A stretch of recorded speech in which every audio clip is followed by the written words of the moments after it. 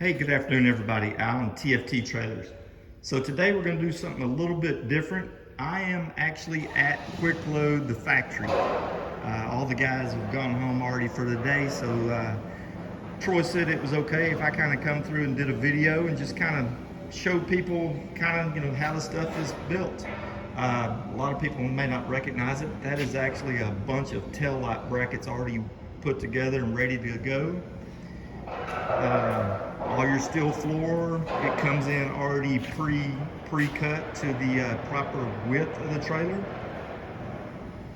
And you can see, I mean, it's a welding shop, a trailer manufacturing shop. There's stuff everywhere, but everything is pre-cut.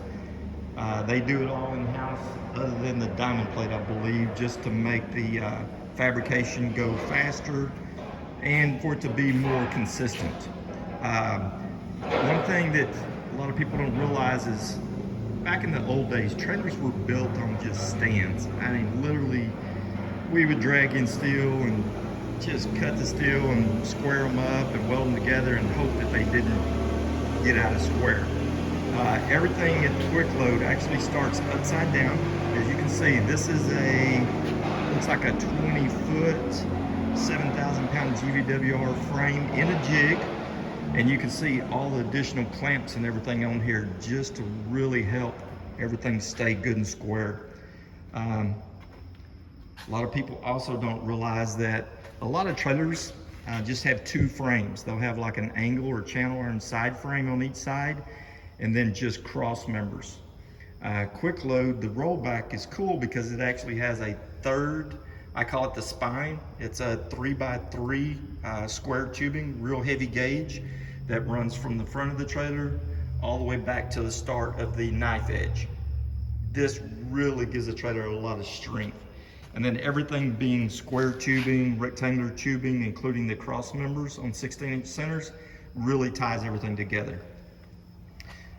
This is, oh, that's cool. I don't know if that's a jig that they've got clamped on each side. And I guess it's working kind of like a bridge truss where it's forcing the spine down, keeping everything flat on the jig.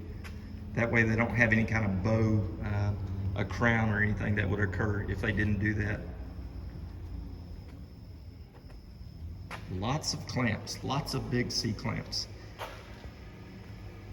And jigs are cool. Me having a welding background or trailer building background back from the day, like I say, we didn't have jigs and stuff, so it's cool to see what they've done. This is cool. So this is where your recessed floor boxes are gonna go. This is the front of the trailer. And like I say, there's the spine and everything sticking out the front. And then they'll flip it over and they'll have the tongue later on. Oh, here is actually the floor boxes. They're already fabbed up, ready to go in. I'm sure they'll cut the diamond plate from the top and they'll drop those boxes in. And then it goes to the next stage. I'm sure they use a forklift to get it out of the jig, and I'm not sure how they flip it, but they do. And then it looks like it gets brought here and then put on these sawhorses. And nice and up high where it's easy to work on, not bent over hurting your back. Oh, I see, the boxes are installed at that other station. Looks like they go in from the bottom and then they'll cut the diamond plate out on the top. This is actually a heavier GVWR because it's got this, I don't know which one it is, but it's got the cut ends on the side, so it's gonna have the stay pockets and rub rail down the sides also. And you can see all the framework and everything's a lot heavier.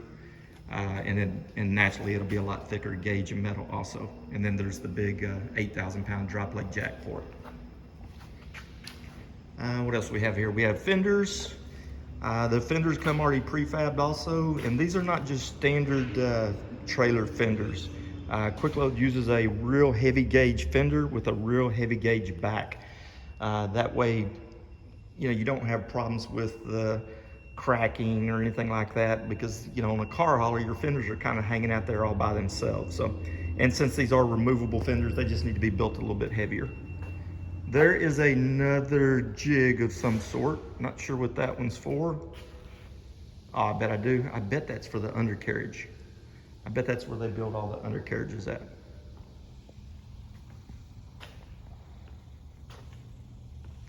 They're shut down, so it's kind of dark back here, but they've got some mills and stuff and piranhas. Lots of steel. Looks like we just got a shipment of some Dexter torsion axles.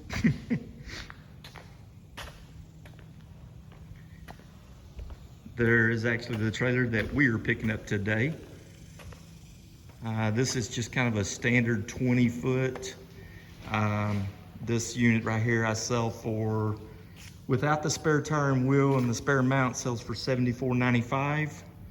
And then I think it's like $350 for the spare tire and wheel and the mount and everything. There's some fairings. Looks like they've got a bunch of undercarriages and everything back there in their paint room where they're gonna paint all the undercarriages. Looks like they're staying pretty busy.